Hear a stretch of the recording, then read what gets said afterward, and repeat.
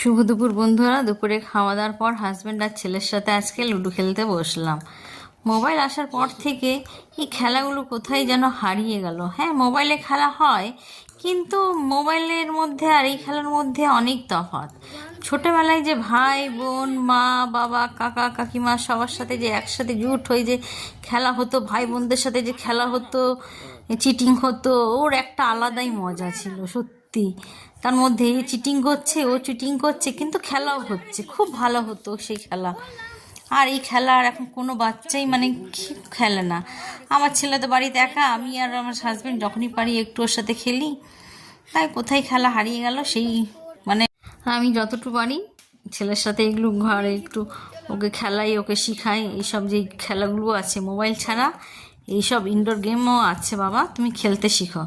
যাই হোক, এখন আমরা তিনজনে খুব এনজয় করছি, খেলছি। আর আপনারা কে কে এখনও লুডো খেলেন অবশ্যই কমেন্টে জানাবেন। আর এই খেলা না ছাড়াই ভালো, একটা মজার গেম, ইনডোর গেম। যখন ভাই বোন সব একসাথে মিলে যাই তখন আমরা এই খেলা খেলি।